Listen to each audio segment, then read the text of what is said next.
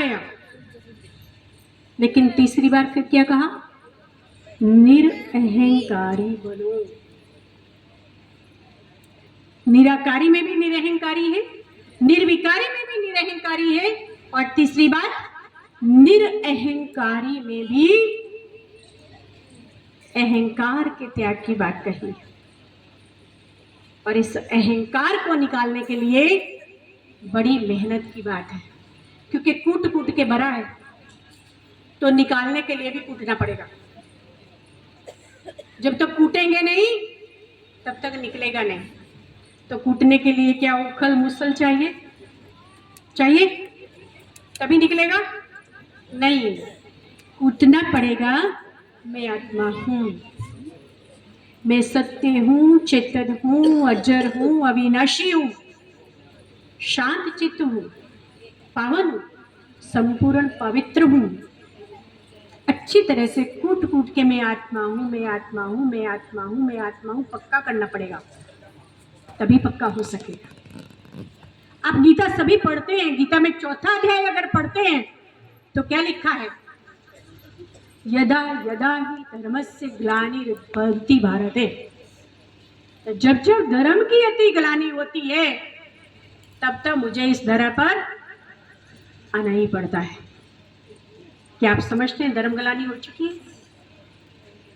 समझते हैं धर्म ग्लानि की कौन सी बातें? कहते हैं जब धर्म ग्लानि होगी तो कन्या अपने मुंह से वर मांगेगी।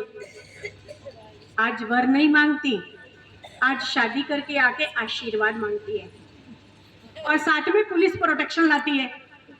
कहीं मेरे माँ बाप मुझे मार न दे, मुझे डर लगता है।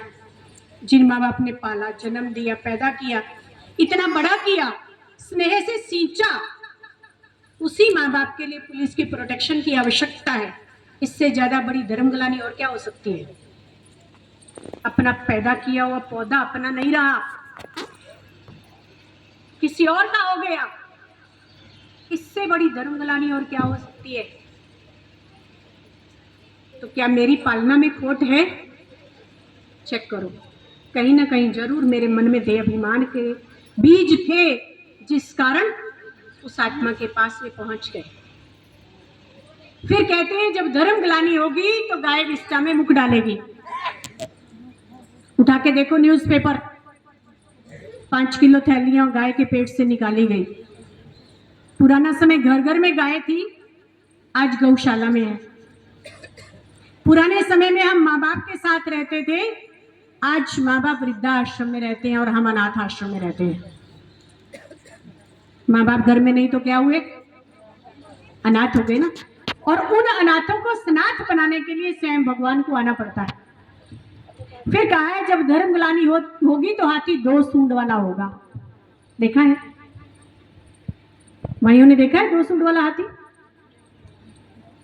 आज किसी भी गवर्नमेंट ऑफिस में चले जाइए, सबको तनख्वाह मिलती है काम करने की, लेकिन फिर भी फाइल के ऊपर वेट रखे बिना आगे बढ़ती नहीं।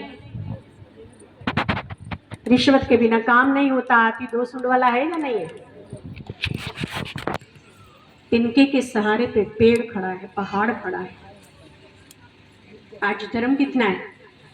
एक दिन एक भाई आया हमारे पास कार्ड लेकर के, दीदी मेरे घर में देवी का जागरण है। और मुझे मालूम था ये शिव का भगत है।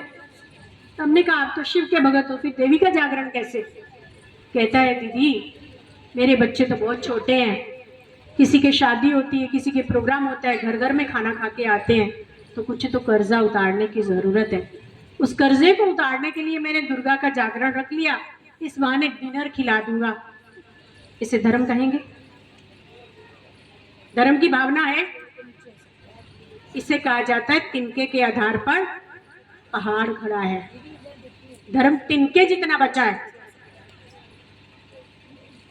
फिर कहते हैं जब धर्म ग्लानि होगी तो बड़े घर की नारियां अर्ध नग्न अवस्था में होंगी। आज बैकलेस, टॉपलेस, स्लीवलेस क्या है? दिखाई दे रहा है। फिर कहते हैं बालों का श्रृंगार होगा। कितने डिजाइन है बालों के? अनगिनत।